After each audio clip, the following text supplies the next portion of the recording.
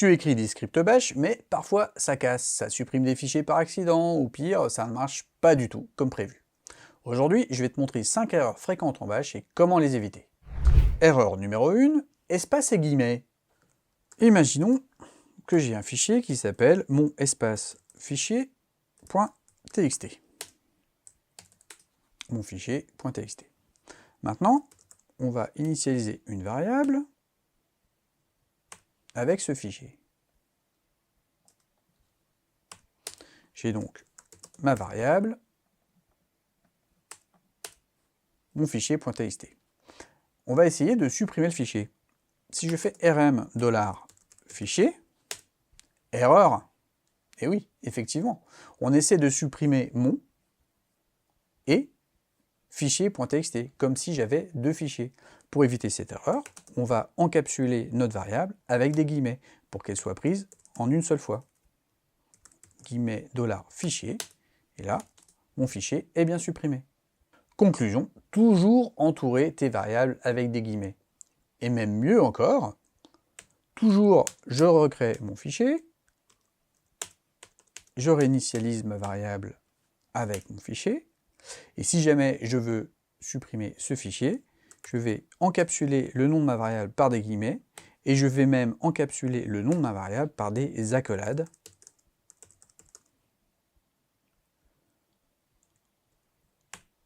Et là, je suis certain que ma variable s'appelle fichier, et qu'on va prendre le contenu de cette variable séparé par des guillemets, et mon fichier est bien supprimé. Pourquoi utiliser des accolades? Tout simplement parce que, imaginons que je fasse echo $fichier, mais en fait, je ne veux pas écrire echo $fichier, je vais écrire echo $fichier a été supprimé. Et tout simplement, ça ne fonctionne pas, puisque ici, on cherche une variable qui s'appelle fichier A. Si j'encapsule ma variable avec des accolades, je suis certain que c'est bien la variable qui s'appelle fichier qui va être prise en compte. Erreur numéro 2, rm-rf et autres commandes dangereuses. Un grand classique, une mauvaise utilisation de rm-rf. Une seule erreur et pouf, tout disparaît. Exemple, je suis dans mon dossier et j'ai 10 répertoires. Imaginons, je suis dans un script et j'utilise une variable pour supprimer un répertoire particulier. Ce que je vais faire, c'est que je vais faire rm-rf slash, on va dire $pwd, là où je suis actuellement, c'est-à-dire ici, slash le nom de ma variable, ma variable. Et là, malheur, j'ai supprimé l'intégralité de mon répertoire, tout simplement parce que ma variable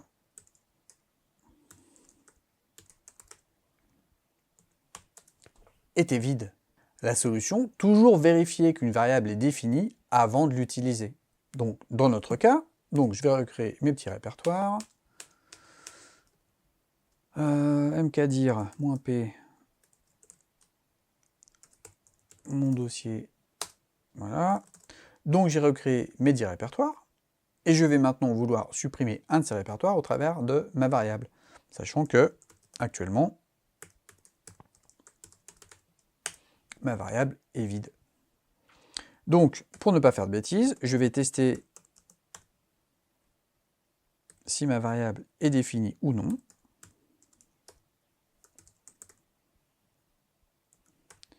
Et si celle-ci est définie, donc si cette condition est vraie, alors je supprime le répertoire qui correspond à ma variable.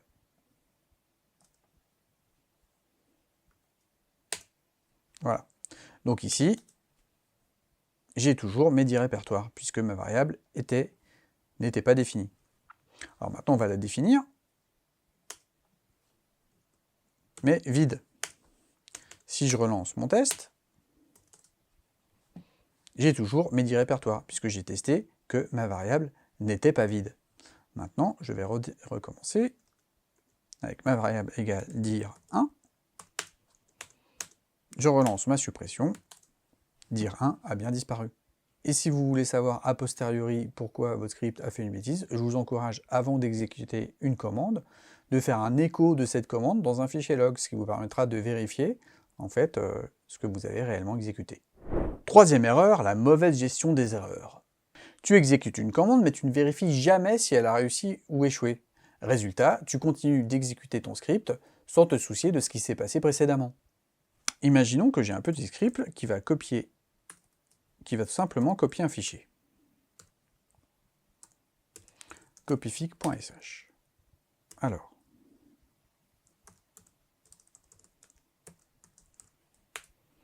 je fais copie de $home /dir1 dir2 /fic1 en $home /dir2 /fic2 echo copie terminé. Donc ici, je copie le fichier 1 dans le fichier 2, et ensuite j'écris copie terminée. Je rends exécutable le fichier, puis je l'exécute. On voit que j'ai un message d'erreur qui me dit que la copie ne s'est pas faite, mais le script est passé à la suite et m'a mis copie terminée, alors que la copie a échoué. Justement, il faut toujours vérifier les erreurs. Pour faire ceci, je vais reprendre mon script. Donc, je réalise ma copie et je vais tester le résultat de la dernière commande exécutée. Donc, $.interrogation. Et si le résultat de cette commande n'est pas égal à 0, alors je vais écrire « Oups, ça s'est mal passé » et je sors, afin de ne pas continuer le script. Et je sors avec un code retour différent de 0, comme 1 par exemple, afin que je puisse, imaginons que j'exécute mon script avec un autre script, que je puisse tester le résultat de mon script. Je réexécute ce script, et j'ai bien un écho, ça s'est mal passé, il n'est donc pas passé à la suite, et si je regarde le résultat de mon script, j'ai bien un retour à 1. Une autre manière de faire ça, c'est d'utiliser le set-e en début de script. Set-e, ça va arrêter le script dès qu'une erreur survient. Démonstration. Je supprime mon test, et je rajoute set-e en début de script. Je le réexécute. On n'a pas vu afficher la copie c'est terminé. Et si je regarde le résultat de mon script, j'ai bien 1, puisque le CP s'est mal passé.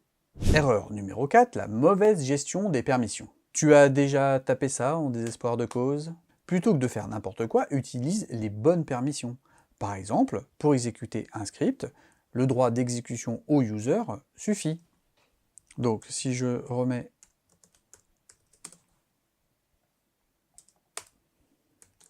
les droits. Donc ici, si j'essaye d'exécuter mon script, cela ne fonctionne pas, je n'ai pas le droit. Mais il suffit de donner le droit à l'utilisateur d'exécuter ce script pour pouvoir l'exécuter. Et pour sudo, ne l'utilise que quand c'est vraiment nécessaire. Ne colle pas sudo partout sans réfléchir. Erreur numéro 5, les variables globales mal gérées. Si tu déclares une variable sans local dans une fonction, elle peut tout casser ailleurs dans ton script. Démonstration. Dans cet exemple, nous avons donc une variable qu'on définit à hello, on exécute ensuite la fonction maFonction, et on écrit le résultat de la variable. Dans la fonction maFonction, on redéfinit une variable sans préciser local, égale à coucou. Résultat, si j'exécute ce script, il m'affiche coucou, qui est le résultat, qui est la valeur de la variable que j'ai redéfinie dans fonction. Alors que si je précise local variable égale coucou, la variable n'est définie qu'à l'intérieur de ma fonction. Donc si je fais un écho $variable ici, et que je la réaffiche dans le corps de mon script, on a bien les deux valeurs différentes de notre variable. La solution? Toujours utiliser local pour encapsuler tes variables dans une fonction. Avec ça, ta variable reste bien confinée dans ta fonction. Allez, une petite erreur bonus, la confusion entre la cote et la double cote. Autrement dit, le guillemet. Beaucoup de débutants en Bash ne comprennent pas la différence entre cote et guillemet. Démonstration. var égale mon exemple, echo. Oh, exact, si tu veux interpréter une variable, utilise les doubles cotes, guillemets. Si tu veux afficher du texte tel quel, utilise les simples cotes. Je reprends et je remplace les cotes par les doubles cotes, et là j'ai bien le résultat de ma variable. Et voilà, on a vu 6 erreurs fréquentes en Bash et comment les éviter. Quelle est l'erreur que tu faisais sans le savoir? Dis-le moi en commentaire et abonne-toi pour plus d'astuces Bash et Linux.